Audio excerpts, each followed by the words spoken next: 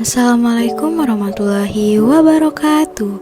Hai semua, kembali lagi bersama saya Desti Indi Priscilia dengan NIM 2030207090 dari kelas Pendidikan Biologi 2. Pada video kali ini kita akan sama-sama belajar tentang rantai makanan. Tahukah kalian apa sih yang dimaksud dengan rantai makanan itu?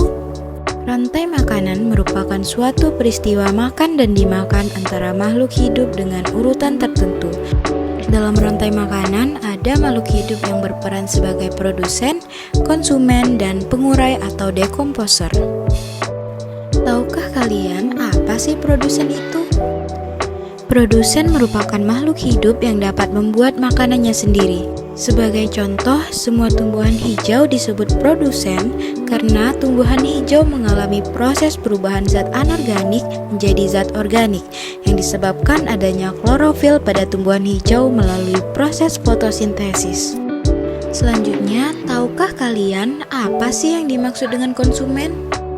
Konsumen merupakan organisme yang tidak dapat menghasilkan dan membuat makanannya sendiri. Atau dengan kata lain, konsumen ini bergantung pada makhluk hidup lainnya. Contohnya, seperti manusia dengan hewan. Manusia dan hewan tidak akan hidup tanpa adanya komponen ekosistem biotik dan abiotik. Nah teman-teman, perlu kita ketahui bahwa tumbuhan dapat menghasilkan makanan sendiri yang kemudian dapat digunakan sebagai sumber energi bagi konsumen. Nah, di sini ada yang tahu bagaimana tumbuhan ini dapat menghasilkan makanannya sendiri? Ya, jawabannya tentu dengan melalui proses fotosintesis. Dalam komponen makanan, konsumen terbagi menjadi 3 tingkatan. Ada yang tahu apa saja sih tingkatannya? Oke, yang pertama ada konsumen tingkat 1, lalu konsumen tingkat 2, dan yang terakhir yaitu konsumen tingkat 3 atau konsumen puncak. Konsumen tingkat 1 yaitu makhluk hidup yang mendapat energi langsung dari produsen. Contohnya adalah suatu makhluk hidup yang termasuk ke dalam kelompok herbivora seperti sapi, kerbau, kelinci, dan lain-lainnya. Lalu konsumen kedua yaitu makhluk hidup yang mendapatkan sumber energi atau makanan dari konsumen pertama. Contohnya pada hewan pemakan daging atau yang sering disebut dengan hewan karnivora.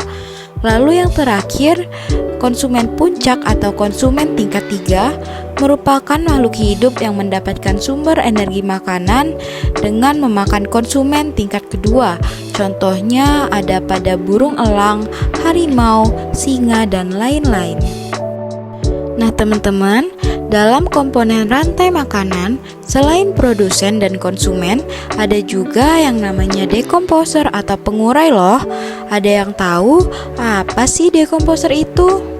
Dekomposer atau pengurai merupakan suatu organisme yang berperan menguraikan zat organik menjadi zat anorganik. Perlu teman-teman ketahui juga, dekomposer dapat menguraikan bangkai dan tumbuhan yang sudah mati. Lalu nutrisi yang terdapat di dalamnya akan digunakan oleh produsen sebagai sumber nutrisi.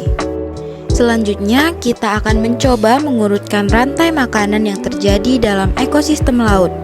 Yang pertama, fitoplankton dimakan oleh zooplankton, lalu zooplankton dimakan oleh ikan-ikan kecil, lalu ikan-ikan kecil ini kemudian dimakan oleh ikan-ikan yang berukuran sedang, dan ikan-ikan yang berukuran sedang ini dimakan oleh ikan yang besar, dan yang terakhir, ikan-ikan besar mati dan diuraikan oleh mikroorganisme. Nah, dalam rantai makanan di dalam ekosistem laut ini, fitoplankton berperan sebagai produsen karena jumlahnya yang sangat banyak dan menjadi cadangan makanan bagi sebagian besar makhluk hidup pada ekosistem air. Kemudian, zooplankton berperan sebagai konsumen tingkat 1, ikan-ikan kecil berperan sebagai konsumen tingkat 2, ikan-ikan sedang berperan sebagai konsumen tingkat 3, dan yang terakhir, ikan besar berperan sebagai konsumen tingkat 4 atau konsumen puncak. Serta, jika ikan besar ini mati, kemudian akan diuraikan oleh dekomposer atau pengurai yang berupa mikroorganisme. Sekian video pembelajaran kali ini. Terima Terima kasih sudah menonton. Semoga video ini dapat memberikan manfaat ya bagi kita semua. Wassalamualaikum warahmatullahi wabarakatuh. Bye.